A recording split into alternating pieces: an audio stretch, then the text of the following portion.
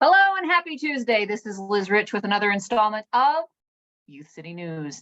We are wrapping up this social justice unit, and I have just a few more bits of information to share with you today. So thanks for listening. Here we go.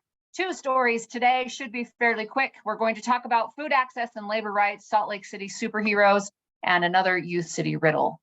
And without any further ado, I'm going to jump right into it, talking about our champions of change, those who advocate for equality, education, equity, and access, those who are having very hard conversations through diplomatic channels.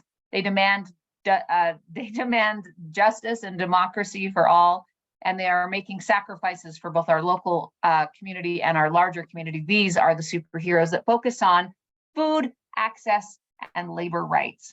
Many of you read about Cesar Chavez and Dolores, I forgot her name, Dolores, I can't remember, it'll come to me. Anyway, who are fighting for access and food labor rights. We have some great heroes in our community who are doing the very thing. One of them is this talented woman, Jen Seelig. Jen is a very sophisticated leader within our community. She was part of Mayor Jackie Biskupski's cabinet. My goodness, I'm struggling today. And she has a PhD in policy and advocates for access for all to have jobs within our community. She is working with a variety of nonprofit organizations and working with government organizations to make sure that our economy is strong, that those who want to work have access to work, and that she is helping people get competitive jobs and access to benefits such as healthcare and dental care and vision care was as part of their jobs.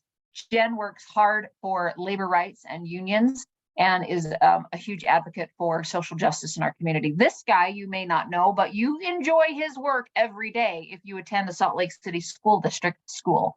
This is Kelly Orton. He's the director of food and nutrition for Salt Lake City School District. Every time you go to school lunch or school breakfast or have a snack at the school, Mr. Orton is involved in that. He is dedicated to making sure that access to food happens within our school district. No matter what your income is or no matter where you live, there's always going to be food for you to eat. Kelly Orton is a huge champion in our community and in our district, and he works very hard on behalf of lots of hungry little bodies in our school district. We are very grateful to have him. He helps us find access to food during the summer for Youth City.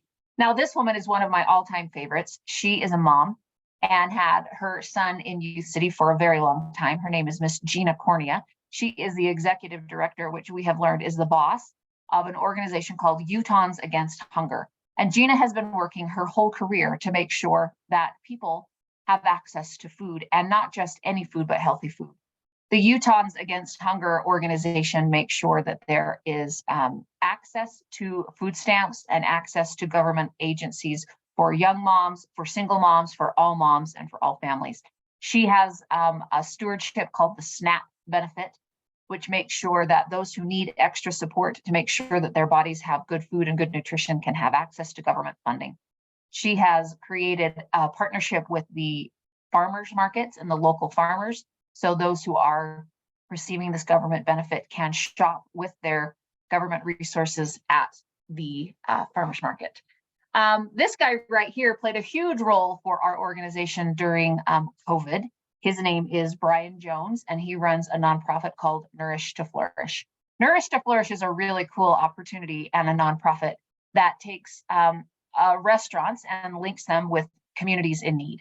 So what Brian was able to do is to help us provide lunches during the COVID experience for many of you.